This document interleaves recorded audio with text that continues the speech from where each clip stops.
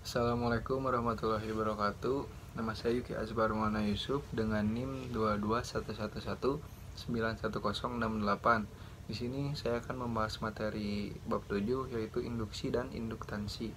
Nah, di sini itu kebahasannya jadi apakah bisa kelistrikan dihasilkan oleh kemagnetan? Nah, jawabannya akan dibahas dari materi di sini. Langsung saja masuk ke materinya. Yang pertama kita masuk ke flux magnetik. Nah, di sini jadi jika ada gambar nih, ada gambarnya.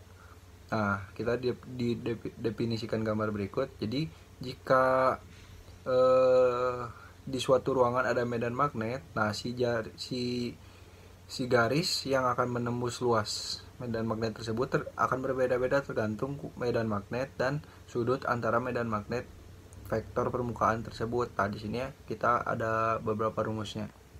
Nah, di sini flux magnetik bisa didefinisikan sebagai B D dikali A dikali cos theta.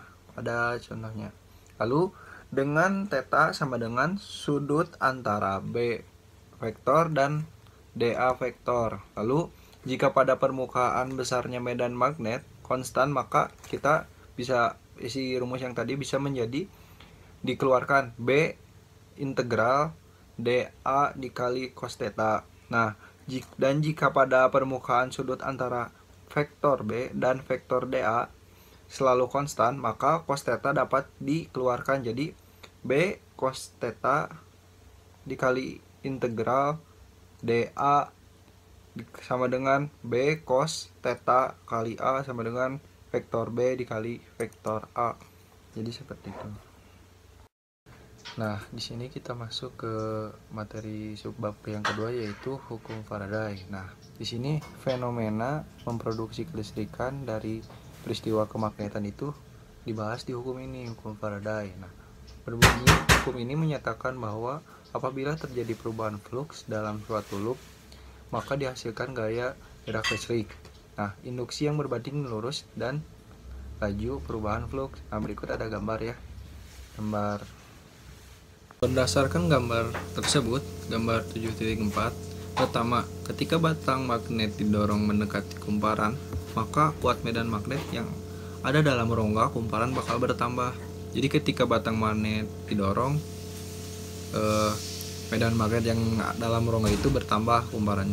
Lalu akibat flux magnetik yang dikandung kumparan bertambah yang mengakibatkan muncul GGL induksi. Ini direpresentasikan oleh adanya arus yang diukur oleh ampere meter. Lalu yang kedua, ketika batang magnet didiamkan, maka tidak ada perubahan kuat medan dalam rongga kumparan. Akibatnya, flux magnetik yang dikandung kumparan tidak berubah sehingga tidak ada GGL induksi yang muncul. Tidak ada arus yang diukur ampere meter. Lalu yang ketiga, ketika batang magnet ditarik keluar dari kumparan, maka kuat medan magnet yang ada dalam rongga kumparan berkurang. Akibatnya, flux magnetik yang dikandung kumparan berkurang sehingga muncul GGL induksi. Ini dipresentasikan oleh adanya arus yang diukur oleh ampere meter. Secara matematik, hukum tersebut dapat ditulis sigma sama dengan min N dikali D per dt. Nah, lalu materi yang ketiga itu contoh aplikasi hukum Faraday. Nah, biar lebih paham dengan hukum Faraday, kita masuk ke soal berikut. Nah, contohnya, berapa GGL induksi yang dihasilkan oleh kumparan yang berputar pada gambar 7.2 yang tadi gambarnya. Nah, jika jumlah lilitan adalah N, maka kita jawab. Ketika sudah hitung jumlah flux yang menembus kumparan adalah B dikali AB kali cos omega T.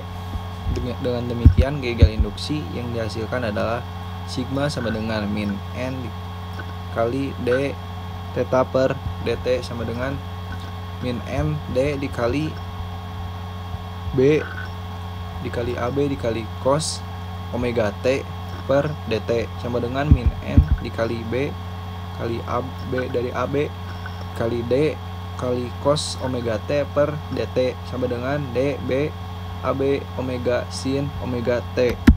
Nah, contoh, suatu kumparan berbentuk lingkaran dengan jari-jari A diletakkan pada bidang horizontal, bidang X min Y. Medan magnet yang memiliki fungsi vektor B sama dengan B0 ditambah CT dikali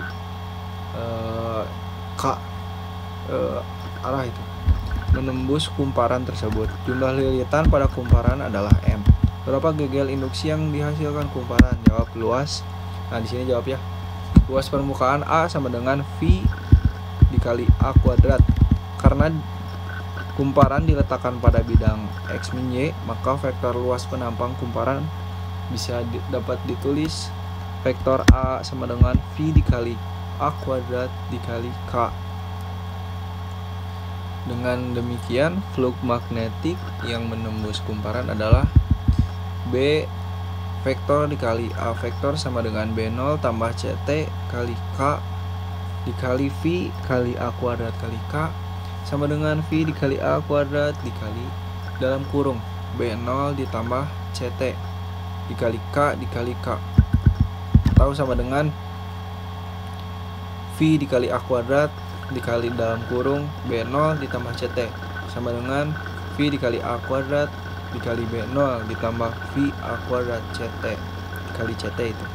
Gegel induksi maka gegel induksi yang dihasilkan adalah sigma sama dengan min N dikali D per dt sama dengan min N dikali D dikali dalam kurung V dikali A kuadrat dikali B0 ditambah V dikali A kuadrat dikali CT per dt sama dengan min N dikali V dikali A kuadrat C.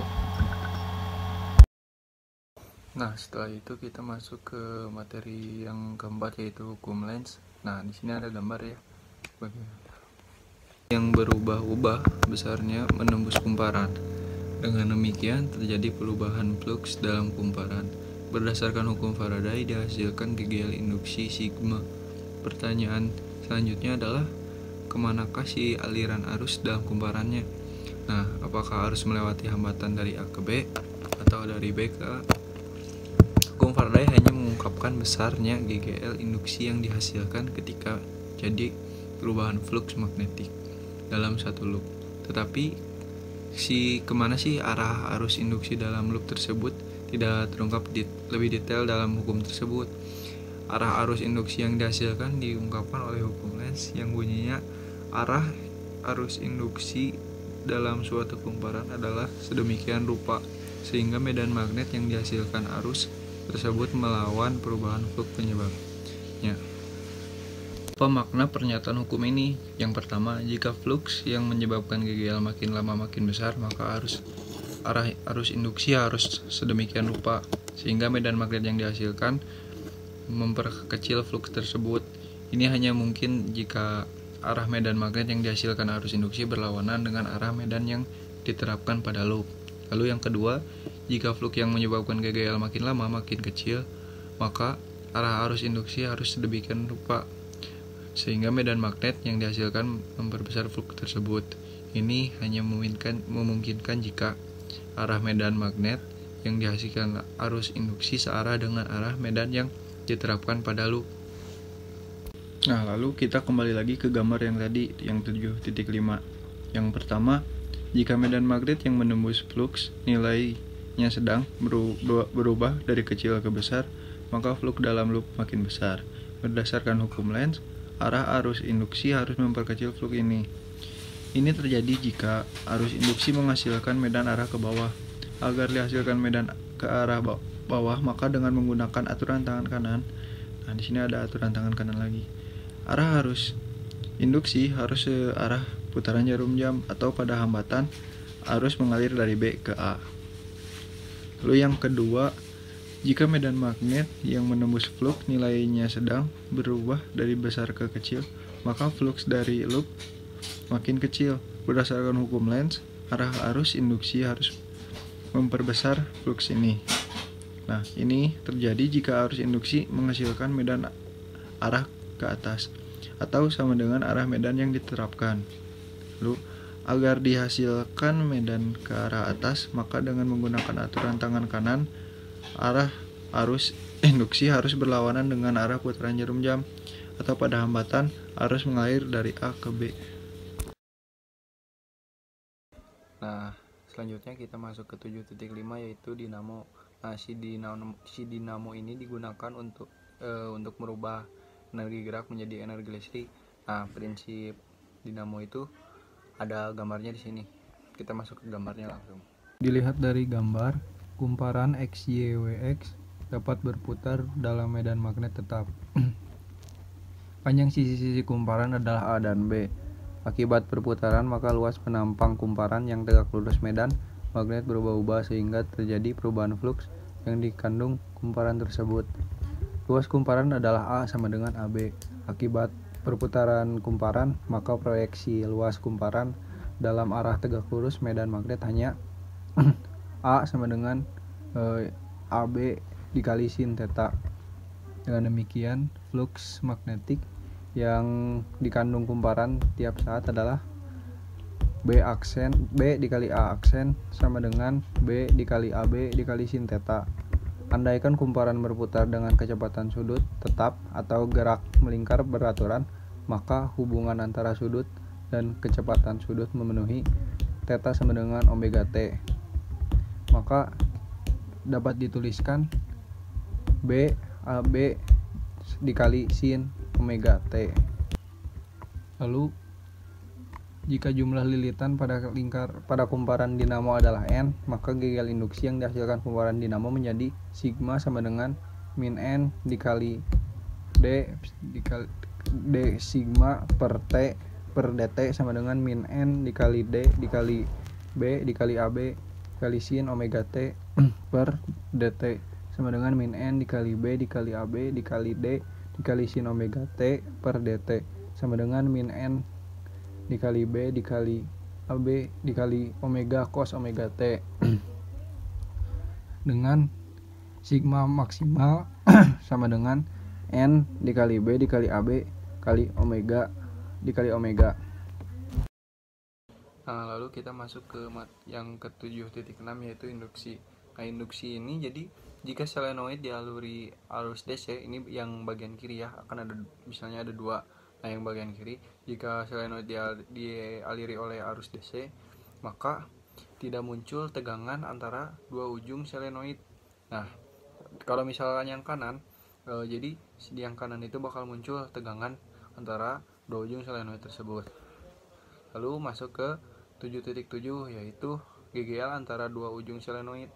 Nah, di sini kita lanjut saja ke 7.8 yaitu induksi diri. Nah, induksi diri ini didefinisikan sebagai L besar. Nah, itu induksi diri. Saya percepat karena waktunya juga ya tidak mencukupi.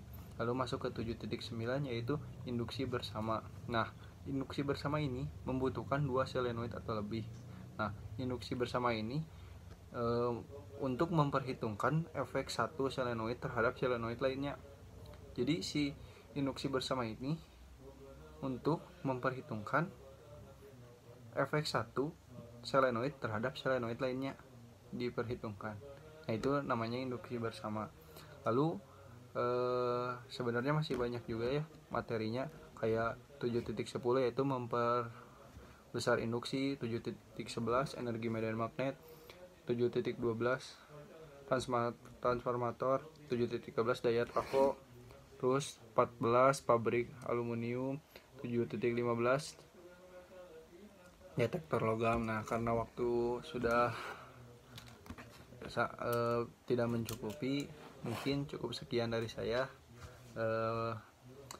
Mohon maaf bila ada kesalahan, dan mohon maaf materinya tidak bisa dibahas semuanya yang cukup panjang karena waktu. Sekian dari saya. Terima kasih sudah menonton. Assalamualaikum warahmatullahi wabarakatuh.